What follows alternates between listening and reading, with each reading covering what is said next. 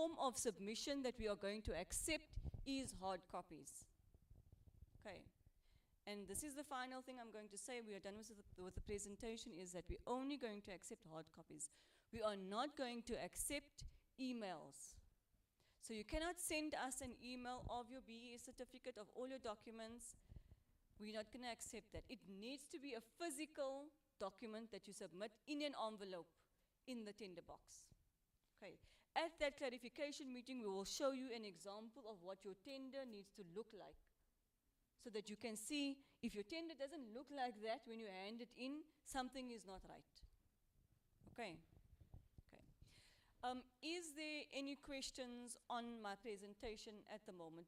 Remember, please complete the register so that we can send this to you. Okay. Christo, can you just put my number up there, please? So I see your hand, sir.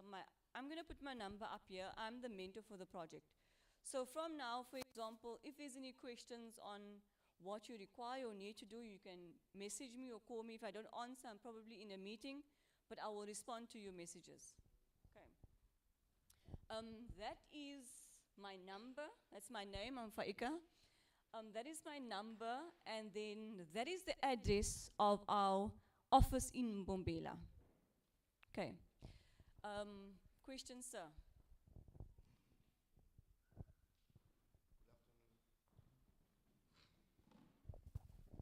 Good afternoon.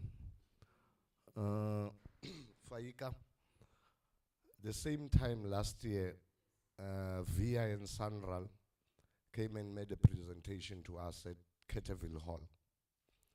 And I was hoping that with this briefing today, VIA will then tell us how many companies were subcontracted from Umchindi on this project, because it started last year. Secondly,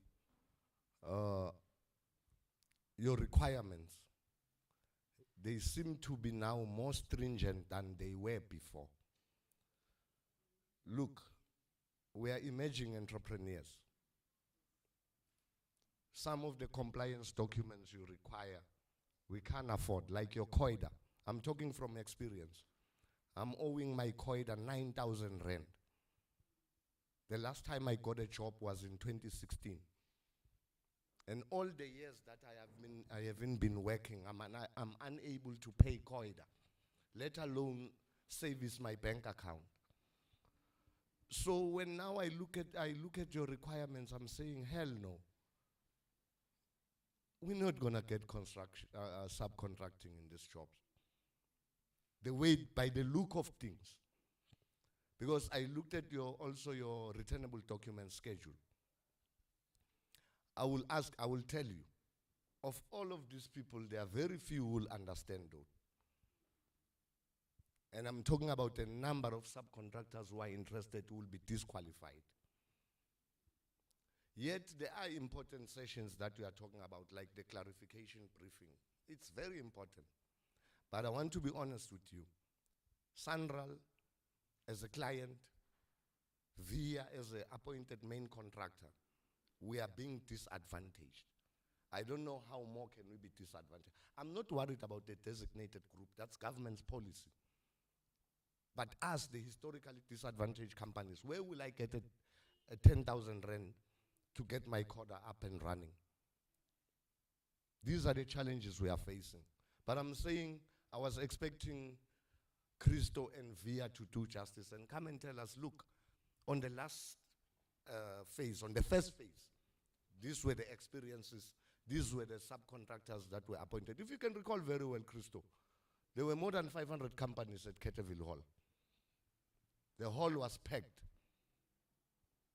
And to my surprise today, only 2 companies were appointed. Really? Hopefully, phase 2 will be better. I'm going to let Christo just answer the questions, because you'll all know a bit more. Thank you, Lisa. Yes, and I also remember from the last information session, from the Baberton area, we had 2 subcontractors in the last round that was appointed through that process. And now that you've brought up the previous round as well, I can give a little bit of feedback on that. When we do our appointments, we do look at locality, as Faika mentioned earlier. And I have to say, out of that packed halls that we had here in Baberton, and also the amount of guys that attended the clarification meeting, it was actually very disappointing to see how many tenders came through from the Baberton area. Most of the tenders that we received in our boxes was majority Mbombela guys that tendered there. So yes, sir, I do acknowledge what you are saying, and I do agree as well. So I'm really hoping that in this round that Baberton would submit more tenders into our box. And as you can imagine, the less tenders that comes into the box from a certain area, the lesser your chances of getting packages. So please guys, a request from my side in this round. This is now the second time that we are here. This time we've got a Faika as well assisting me in training with you guys.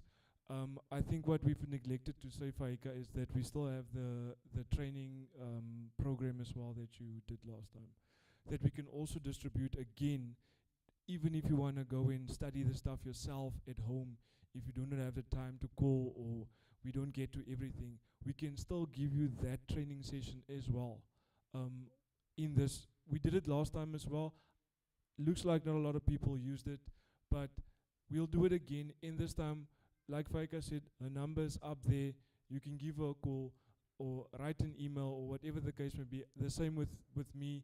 My information is on the invitation as well. Let us know if we can assist, then we do so. But I would really like to see in this round that Baberton comes forth in the tender process. So the other thing you were talking about was the COIDA. Unfortunately, it is one of SANRAL's requirements nationally. There's not much that we can change about that. It is part of the evaluation process as well. And us as the main contractor, we're only implementing that process.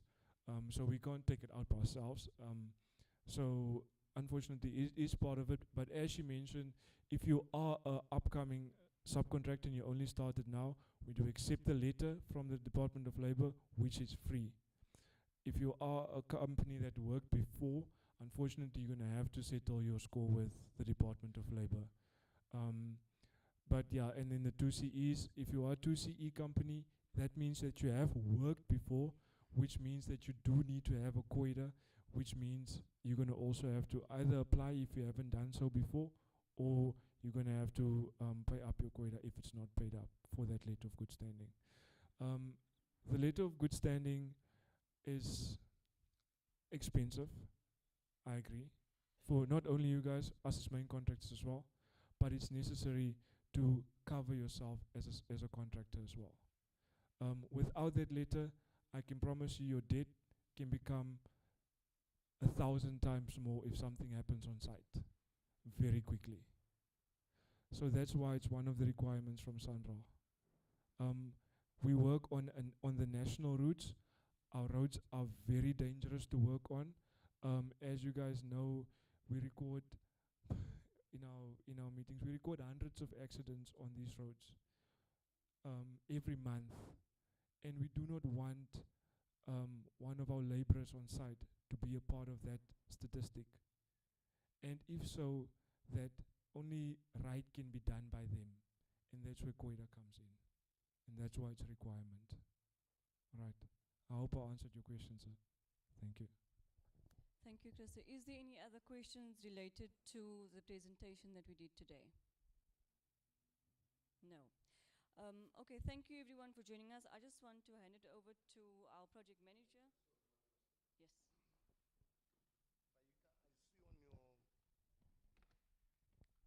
On your returnable documents, on that schedule, there's this one that speaks about giving authority to a signatory. What happens to a person who's a single director on a company? Does he give himself that authority to sign? Okay, thanks. Yes, he's the only one that signs for that. Okay. Thank you so much, everyone. Thank you so much, everyone. So over and above the subcontracting opportunities, we also offer bursaries from grade 8 to grade 12, and also from university tertiary level. So I have with me here the bursary applications for both grade 8 to grade 12, as well as the tertiary institution. So if you have daughters, sons, nieces, nephews, please come and get yourself a copy. It's free of charge. You can also download it on our SANRAL website. That's the website for free. And also our website doesn't require one to use data as well, so you can just go there for free. So I have a PLO. Where is Nomsa? I have Nomsa here, and I also have Memelta, she's from Baberton. So if you are able to fill these applications before the 15th of September, you can give them to one of them, and then when I come this side, I will personally take them to the bursary office in Pretoria. So you can get yourself a copy.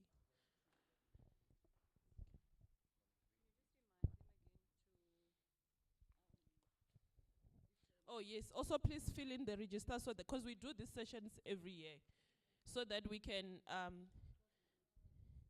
yes, the closing date for the bursary is 30th of September. So if you are unable to give to Sismelta or to NOMSA, you can just submit by post or courier, but it has to be before the 30th of September.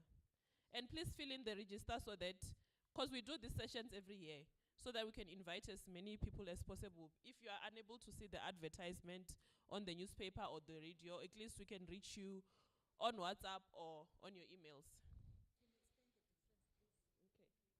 Okay. So, with me I have two different applications, right? So this one that has a young girl here, this one is for grade 8 to grade 12. It's a scholarship. So if you have a child in grade 7, or even a child who's already in high school, you can apply for this, and SANRAL will sponsor their studies. So they can sponsor their studies, whatever assistance they might need in order to function well at school, or in order to excel. As well as if you have a child in grade 7, maybe you want them to go to a nicer school. As long as they've applied to that school and they qualify, we will sponsor for their education, regardless of whether it's a private school or whatever. And then this one is for bursaries. So bursaries is national, all South African national universities. So for as long as someone is in matric, or even if they are already in university, they've applied at the university, they've been accepted, they will be able to get sponsorship from SANRAL. So the one for grade 8 to grade 12 is the school child here, and one for university. Yes, so we ran out of the hard copies for the university one. You can just go online. It does not need data. It's you can just go online, you can download there, and then you can print them out. And another thing, we to sponsor only for math and science, or for kids who are doing engineering. But now whatever your child is talented in, we're gonna sponsor that. So yeah.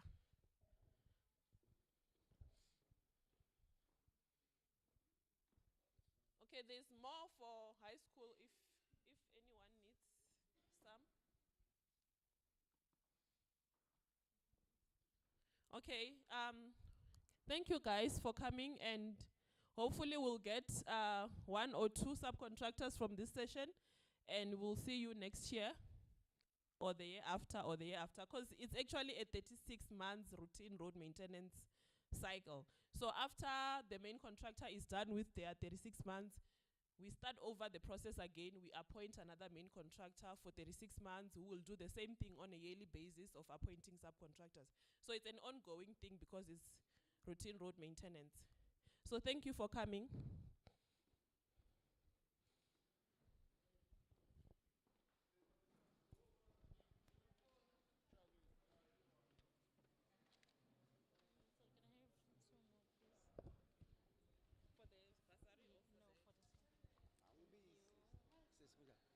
check.